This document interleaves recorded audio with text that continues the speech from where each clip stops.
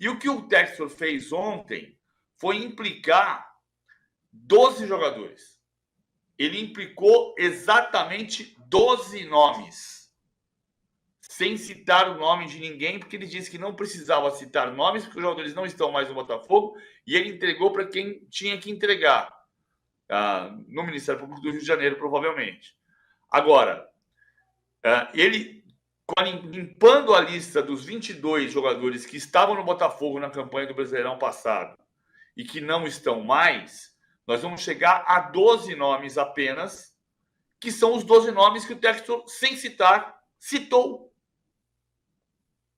É verdade. Eu queria, antes de colocar na tela os nomes, que nós temos uma arte com os jogadores que o PVC colocou agora, que já deixaram o Botafogo, mas que estiveram no Botafogo na temporada passada. Para você que não sabe do que a gente está falando, é o seguinte, o Textor, em entrevista ao GE, levantou suspeitas sobre jogadores do próprio Botafogo no Brasileirão de 2023. Disse que houve manipulação, foi detectado pelo aquele relatório da Good Game, empresa contratada por ele, manipulação de jogadores que eram do Botafogo, mas que não estão mais no Botafogo. Ele até usou um termo, não estão mais no roteiro, é mais ou menos isso o termo que ele usou para citar esses jogadores. Não citou os nomes, mas a gente foi atrás disso que colocou o PVC, de jogadores que não estão no Botafogo e que também não estão nos times do Textor, né, PVC? Porque muitos jogadores que eram do Botafogo foram para times do próprio John Textor em outros locais do mundo, né, PVC? O Botafogo usou 36 jogadores no Brasileirão do ano passado. 36. Desses 36, 12 continuam no time. Rafael, Danilo Barbosa, Tietê, Eduardo, Júnior Santos, Chiquinho, Marlon Freitas, Hugo, Matheus Nascimento, Gatito, Bastos e Diego Hernandes. 13 continuam no time, de 36. 36 menos 13, então são 37 jogadores cruzados, não são 36, são 37. 37 menos 13 são 24. Aí você vai pegar nos 24. Luiz Henrique, está no Olympique de Marselha. Vamos separar primeiro os que não são suspeitos, porque estão em outros. Porque o Textor disse que já não estão mais com eles, né? Como é que ele falou? Não estão mais na rotação, foi o termo que ele usou. Então vamos lá. Não estão mais na rotação, quer dizer que não estão mais a serviço do Botafogo. Tá, mas então Lucas Perry não está mais no Botafogo, mas está no Lyon, que é clube do grupo de clubes do John Textor. Chama-se MCO, né? Multi-Club Ownership. É assim que se criou essa sigla para designar os clubes que fazem parte de um conglomerado. Nesse caso, Lyon, Molenbeek e Botafogo fazem parte do mesmo conglomerado do qual o Textor é sócio. Lucas Perry está no Lyon. Adrielson, no Lyon. Felipe Sampaio, no Molenbeek. Souza, no Molenbeek. Carlos Alberto, no Molenbeek. Segovia, no Molenbeek. Segovinha, no Molenbeek. Então, esses estão fora da história, né? Porque se o Textor está fora da rotação, mas ele vendeu o jogador dele para ele mesmo. Rotação pode ser até rotação entre clubes do conglomerado. A rotação talvez seja a rotação Botafogo-Lyon, Lyon-Molenbeek, uma rotação. Aí vamos lá. Tem alguns outros jogadores que eu tirei da lista de suspeitos. Daniel Borges jogou um jogo só e venceu. Não faz sentido. Que mais? Raí jogou um jogo só e venceu. Sobraram os que a gente vai mostrar agora. Que são... Eu coloquei a ordem alfabética, minha ordem aqui não tá alfabética. Vamos colocar na tela, então, os jogadores do Botafogo, por favor. Tá aí, PVC, na tela. Cuesta. Veja bem que eu não estou acusando ninguém. Eu só estou separando os nomes em relação ao que o Textor disse. Todos são inocentes até que se prove o contrário. Cuesta, tá no clube atual dele é o Bahia, jogou 34 das 38 rodadas do ano passado. Diego Costa está no Grêmio, jogou 12. Di Plácido está no Sport, jogou 22. Gabriel Pires está no Fluminense, jogou 14. Janderson está no Vitória, jogou 17. JP Galvão está na Inter de Limeira, jogou 4. Aqui nós temos 6. Vira a página. Vamos para a próxima tela, por favor. Kaique está no Guarani, jogou 2 vezes. Jogou 2 vezes e perdeu uma. Lucas Fernandes está no Cuiabá, jogou 12 vezes. Luiz Henrique está no Olympique de Marselha, jogou 31 vezes. Piazon está no Braga, jogou uma vez. Veja, o Piazon está aqui por um detalhe, porque o Botafogo perdeu o jogo que ele jogou. Só que o Piazon entrou aos 26 do segundo tempo e o time estava perdendo de 1-0 desde os 42 do primeiro, contra o Atlético Paranaense. Então o Piazon não é suspeito. Sauer, Rizespor, da Turquia, 6 jogos. E Vitor Sá, Krasnodar, da Rússia, 31 partidas. Se a gente tirar o Piazon, a gente tem 11 nomes. 11 nomes que o Textor, sem querer citar, implicou. Ele implicou 11 nomes ao dizer que são jogadores que não estão mais na rotação. Dos 22, ele implica 11. Ele deixa sob suspeita 11 nomes. E repito, ninguém aqui está acusando ninguém. Nós não estamos acusando. Quem acusou foi o Textor. A gente só está limpando a lista dele. Então sobram 11 nomes. Não, e mais, né, PVC? Destes 11, podem ser 5, podem ser 3, podem ser 6, podem ser 10, podem ser 9. Ninguém sabe exatamente quantos são. Porque o Textor disse, pode não ser nenhum. Exatamente. O Textor diz jogadores. Então fica aberta a suspeita e é ruim para esses 11 nomes. Porque imagina agora o clube em que esses jogadores estão, vai olhar para o lado assim e dizer, opa, o que aconteceu contigo ali no Botafogo? É ruim para a imagem desses jogadores, né, PVC? E eu repito, o Ministério Público de Goiás, eu vou achar aqui a lista direitinho. Operação Penalidade Máxima. É só fazer isso no Google, você vai achar bonitinho os implicados na Operação Penalidade Máxima. Quer ver? Olha só. Veja como é diferente o comportamento de quem trabalha a sério e quem não trabalha a sério. O Ministério Público de Goiás denunciou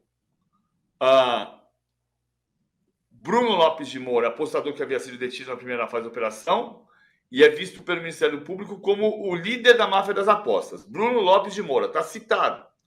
Os jogadores são 17, 1, 2, 3, 4, 5, 6, 7, 8, 9, 10, 11, 12, 13, 14, 15, 16, 17. 17 jogadores implicados, denunciados nominalmente pelo Ministério Público de Goiás. Eduardo Bauerman, Gabriel Tota, Vitor Ramos, Igor Carius, Paulo Miranda, Fernando Neto, Matheus Gomes, Romário, ex-Vila Nova, Joseph, ex-Tombense, Mateuzinho, ex-Sampaio Correia, Gabriel Domingos, do Vila Nova, Alan Godoy, do Sampaio Correia, André Queixo, do Sampaio Correia, Igor Catatal, do Sampaio Correia, Paulo Sérgio, ex-Sampaio Correia, Nino Paraíba, ex-América Mineiro e Aleph Manga, ex-Coritiba. São 17... Veja, ninguém está dizendo que não há manipulação de resultados no Brasil. Mas o Ministério Público de Goiás, diferentemente do John Textor, denunciou 17 nomes de jogadores envolvidos com máfia de apostas. Jogadores de Santos, Ipiranga, Chapecoense, Sport, São Bernardo, Sergipe, Vila Nova, Tombense, Sampaio Correia, América Mineiro e Coritiba. E implicou 9 pessoas como apostadores e membros da organização. Bruno Lopes de Moura, Ícaro Fernando Calixto dos Santos, Luiz Felipe Rodrigues de Castro, Vitor Yamazaki Fernandes, Zildo Peixoto Neto, Thiago Chambó Andrade, Romário Hugo dos Santos, William de Oliveira Souza e Pedro Gama dos Santos Júnior. Então você tem 17 mais 9, 26 pessoas denunciadas pelo Ministério Público de Goiás. Nominalmente, tem nome, sobrenome e CPF. É completamente diferente de jogar no vazio. É totalmente diferente de jogar no vazio.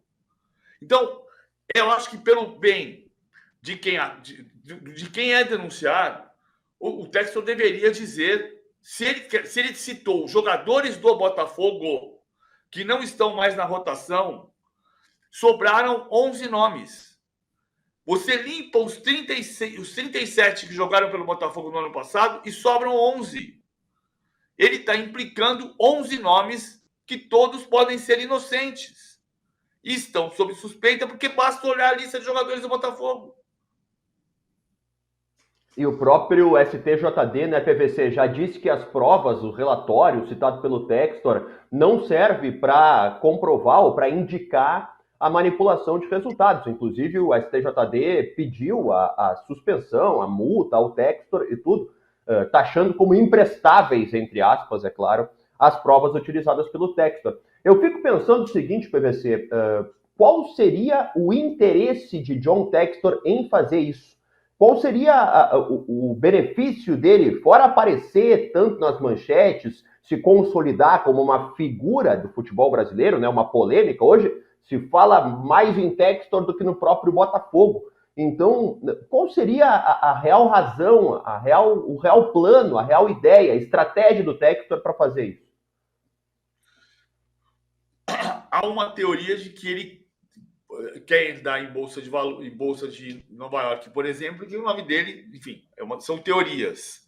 Ele pode se credibilizar como um investidor que colocou muito mais dinheiro do que o Botafogo tinha como receita, né? Ele gastou mais do que a receita do Botafogo, ele gastou mais do que qualquer plano de fair play financeiro permitiria, mas é normal, porque ele está fazendo o primeiro aporte e não conseguiu vencer.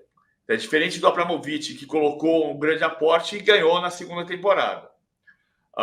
Isso pode dar para ele o crédito de, olha, estou investindo e só não estou vencendo porque estou sendo roubado. Então, é uma possibilidade.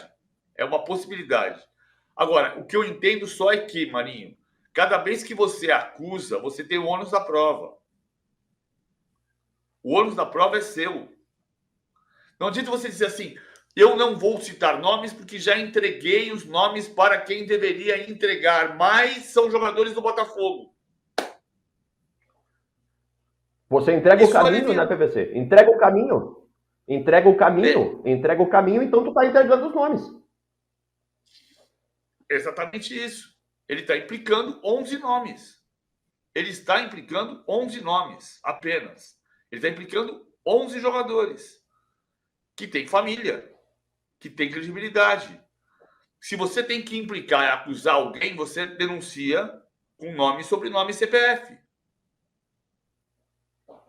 Não, e escorado em provas aceitas por outras pessoas, né? Não adianta eu pensar que a minha prova é boa o suficiente, ela tem que ser boa o suficiente no órgão em que ela é aplicada, apresentada, avaliada pelas pessoas que têm responsabilidade para isso, né? Não adianta eu acreditar que a minha prova é boa, ela tem que ser boa sob o olhar de quem interessa, de quem realmente trabalha com isso. A nossa enquete é: você acredita em John Textor, sim ou não? Vá respondendo junto com o teu like, que é sempre muito importante para nós. PVC, ainda sobre John Textor, eu fico pensando nas reações dele, assim, ele gosta, me parece, eu não conheço John Textor, nunca falei com ele, mas pelo comportamento midiático dele, me parece que ele gosta de estar no centro da questão, de aparecer ali na frente da torcida, de fazer propaganda de algum anunciante, de se consolidar como um personagem, um player do futebol brasileiro.